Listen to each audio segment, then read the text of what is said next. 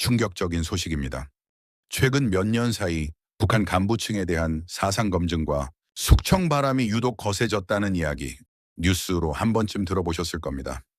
지난해 초겨울 중국 선양의 한 아파트에서 대외무역성 소속으로 파견 나와 있던 43세 무역일꾼 한정호는 바로 그 바람 속에서 평양으로부터 걸려온 전화 한 통을 받고 얼굴이 하얗게 굳었습니다. 수화기 너머로 들려온 소식은 3대에 걸쳐 충성해온 그의 집안 전체를 송두리째 뒤흔들어 놓았습니다.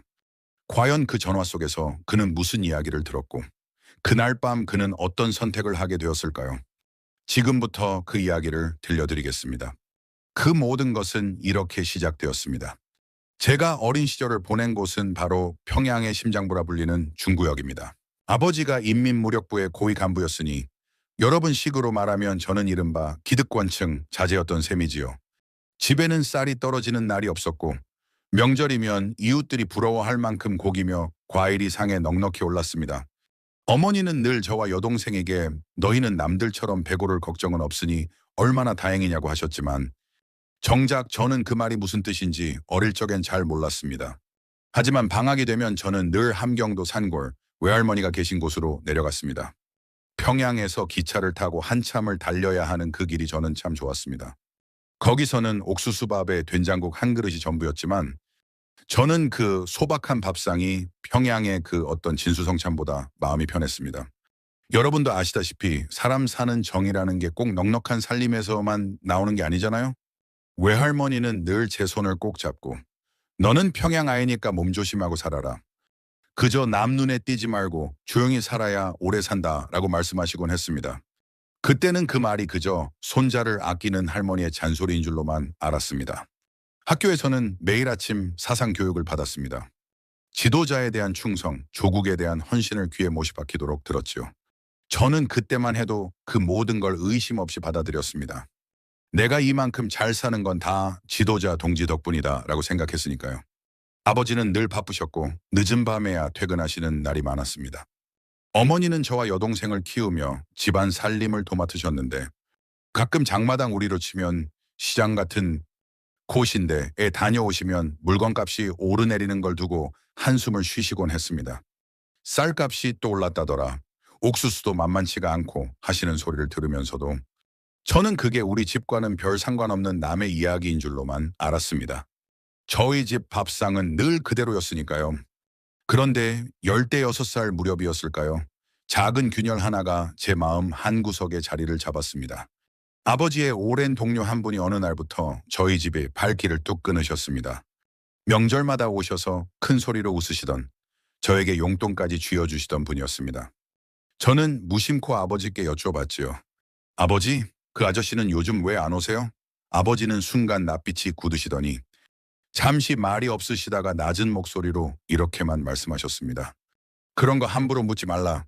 그 짧은 대답 그리고 그 뒤에 흐르던 무거운 침묵이 어린 저에게는 오히려 더 크게 다가왔습니다. 당시 저는 체제를 의심하지 않았습니다. 다만 그날 이후로 이 세상에는 아버지도 함부로 입에 올릴 수 없는 무언가가 있다는 걸 어렴풋이 느끼기 시작했습니다. 세월이 흘러 저도 성인이 되었고 대외무역성에서 무역일꾼으로 일하게 되었습니다. 겉으로 보기엔 평탄한 앞날이 펼쳐진 듯 했습니다. 그러던 어느 해 아버지의 오랜 동료였던 한 간부 어른의 소식이 다시 들려왔습니다. 하루아침에 자리에서 물러났다는, 아니 정확히는 흔적도 없이 사라졌다는 이야기였습니다. 그분은 제가 어릴 때 저희 집 마루에 앉아 술잔을 기울이며 크게 웃음소리를 내시던 분이었습니다. 그런데 어느 순간부터 그 이름은 우리 집에서도 이웃들 사이에서도 아무도 입에 올리지 않는 이름이 되어버렸습니다. 마치 처음부터 존재하지 않았던 사람처럼요. 저는 그때 처음으로 뭔가 잘못되었다고 느꼈습니다. 문득 이런 생각이 스쳤습니다. 뉴욕의 25대도 이렇지는 않았다던데. 어릴 때 외할머니께 들었던 전쟁 시절 이야기가 떠올랐던 겁니다. 그 힘든 시절에도 이웃끼리는 서로 정을 나누며 버텼다고 하셨는데 지금 저희 앞에 벌어지는 이 일은 그것과는 결이 다른 두려움이었습니다. 우리 부모님 세대도 이런 식의 침묵은 겪어보지 못했을 거란 생각이 들었죠. 사람 하나가 소리 소문 없이 지워지는 세상. 그것이 제가 나고 자란 이 나라의 또 다른 얼굴이었습니다. 집안 분위기도 조금씩 달라졌습니다. 어머니는 부쩍 말수가 줄었고 아버지는 퇴근 후에도 서재에 틀어박혀 서류를 뒤적이는 시간이 늘었습니다. 여동생도 눈치를 챘는지 예전처럼 제잘거리지 않았습니다. 저는 그저 아버지가 요즘 일이 바쁘신가 보다 그렇게 넘겨짚었습니다. 하지만 마음 한구석에는 언젠가 여쭈어봤던 그 질문, 그 아저씨는 왜 안 오세요? 이 답을 이제는 어렴풋이 알 것 같다는 불안이 자리 잡기 시작했습니다. 늙어가는 부모님을 지켜보며 저도 이제 제 아이들의 미래를 걱정해야 하는 나이가 되었다는 걸 실감했습니다. 그때는 몰랐습니다. 그 작은 불안이 훗날 제 인생 전체를 통째로 뒤바꿔 놓을 거란 사실을요. 그러던 어느 날 집안 전체를 얼어붙게 만든 통보가 날아왔습니다. 아버지가 지방 발령을 받으셨다는 소식이었습니다. 겉으로는 그저 평범한 인사이동처럼 보였지만 저는 그것이 결코 단순한 발령이 아니라는 걸 직감했습니다. 평생을 중앙에서 그것도 요직에서 일해오신 아버지가 아무런 사전 설명도 없이 하루아침에 지방으로 밀려나신 겁니다. 마치 잘 나가던 회사 임원이 어느 날 갑자기 지방, 창고 관리직으로 발령이 나는 것과 비슷하다고 하면 여러분도 그 황당함이 좀 와닿으실는지요. 그날부터 집에 찾아오던 손님들의 발길이 뚝 끊겼습니다. 예전에는 저녁마다 사람들이 드나들며 시끌벅적하던 우리 집이 어느새 적막감이 도는 곳으로 변해버렸습니다. 이웃들의 시선도 어딘가 달라졌습니다. 예전에는 반갑게 인사를 건네던 사람들이 이제는 멀찍이서 눈인사만 하고 지나쳤습니다. 그래도 그 와중에 이웃 몇 분은 몰래 저희 집을 찾아와 걱정스러운 얼굴로 안부를 물어주곤 했습니다. 정호 아버지, 괜찮으신 거지요? 힘내세요. 그 한마디, 그 온정이 그나마 위안이 되었습니다. 어려운 시절일수록 사람 정만큼 큰 힘이 없다는 걸 저는 그때 다시금 느꼈습니다. 하지만 저는 우리 가족 전체가 서서히 감시 대상이 되어가고 있다는 걸 느낄 수 있었습니다. 직장에서도 예전과 다른 시선이 느껴졌습니다. 동료들은 저와 눈이 마주치면 슬쩍 시선을 피했고 지도원은 유독 저에게 이런저런 걸 캐묻기 시작했습니다. 하루하루가 살얼음판을 걷는 기분이었습니다. 밤에 잠자리에 누워도 온갖 생각이 머릿속을 떠나지 않았습니다. 아버지는 앞으로 어떻게 되시는 걸까? 나는, 우리 가족은 앞으로 또 어떤 일을 겪게 될까? 이대로는 살 수 없다는 생각이 처음으로 제 안에서 또렷하게 떠올랐습니다. 분노와 절망이 뒤엉킨 그 밤들을 저는 지금도 잊을 수가 없습니다. 그 무렵 저에게 뜻밖의 기회가 찾아왔습니다. 중국 선양 주재원으로 파견을 나가라는 지시였습니다. 평소 같았으면 그저 반가운 소식이었을 텐데 그때의 저에게는 그것이 예사롭지 않게 느껴졌습니다. 어쩌면 이것이 제게 주어진 마지막 기회일지도 모른다는 생각을 떨칠 수가 없었습니다. 하지만 그 결심의 무게는 상상 이상이었습니다. 아내와 아직 초등학생, 중학생인 어린 두 아이를 두고 가야 한다는 사실이 저를 짓눌렀습니다. 아내는 제 얼굴을 보며 왜 요즘 이렇게 표정이 어두워요? 라고 물었지만 저는 차마 속내를 털어놓을 수 없었습니다. 자식들만이라도 살려야 한다는 생각과 그러려면 내가 먼저 자리를 잡아야 한다는 생각 사이에서 저는 몇 날 며칠을 뜬 눈으로 지새웠습니다. 부모님께는 더더욱 말씀드릴 수 없었습니다. 떠나기 전날 밤 저는 몰래 부모님 방문 앞에 서서 한참을 서성이다 결국 아무 말도 못하고 돌아섰습니다. 문틈 사이로 새어나오는 두 분의 낮은 숨소리를 들으며 저는 속으로 몇 번이고 죄송합니다 라는 말을 삼켰습니다. 아내에게도 잠깐 다녀오는 출장이니 걱정 말아요 라고만 말했습니다. 아이들 머리를 쓰다듬으며 아빠 금방 올게 라고 했던 그 거짓말이 지금도 가슴 한켠에 무겁게 걸려 있습니다. 죽을 각오로 결심했다는 말이 결코 과장이 아니었습니다. 선양에 도착한 저는 겉으로는 평소와 다름없이 일했습니다. 회의에 참석하고 서류를 처리하고 동료들과 식사도 함께 했죠. 하지만 속으로는 매일같이 정보를 모으고 돈을 마련하고 도움을 줄 수 있는 사람을 조심스레 수소문했습니다. 지도원의 눈길이 조금이라도 오래 저에게 머물면 심장이 철렁 내려앉았습니다. 젊지 않은 몸으로 그것도 낯선 도시에서 홀로 이런 일들을 벌인다는 것 자체가 매 순간이 긴장의 연속이었습니다. 밤에는 잠도 제대로 이루지 못했습니다. 혹시 누가 눈치채지는 않았을까? 오늘 내가 만난 사람이 혹시 문제가 되지는 않을까? 온갖 생각에 뒤척이던 밤이 셀 수 없이 많았습니다. 그러던 어느 밤 저는 마침내 감시의 눈을 피해 조용히 아파트를 빠져나왔습니다. 골목을 벗어나 큰 길로 나서기까지 그 짧은 거리가 마치 몇 시간처럼 길게 느껴졌습니다. 저는 걸음을 옮기며 속으로 부모님께 기도하듯 되뇌었습니다.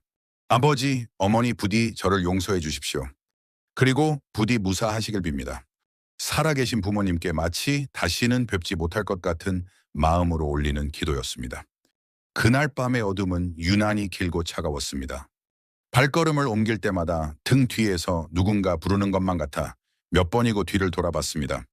자유를 얻었다고 생각했는데 실상은 또 다른 시작에 불과했습니다. 낯선 도시에서 저는 신분을 숨긴 채 하루하루를 버텨야 했습니다. 다행히 그곳에서 만난 조선족 동포 한 분이 같은 핏줄인데 어찌 모른 척 하겠느냐며 며칠간 저를 재워주셨습니다. 밥 한 그릇을 앞에 놓고 그분이 건네신 그 따뜻한 말 한마디가 지금도 잊히지 않습니다. 이후에는 한국인 선교사님들의 도움으로 은신처를 몇 차례 옮겨 다닐 수 있었습니다. 그분들의 은혜는 제가 평생을 두고도 다 갚지 못할 것 같습니다. 하지만 언제 단속에 걸릴지 모른다는 불안은 하루도 저를 놓아주지 않았습니다. 식당 주방에서 허드레시를 하며 말투 하나, 몸짓 하나에도 신경을 곤두세워야 했습니다. 손님이 조금이라도 오래 저를 쳐다보면 등에서 식은 땀이 흘렀습니다.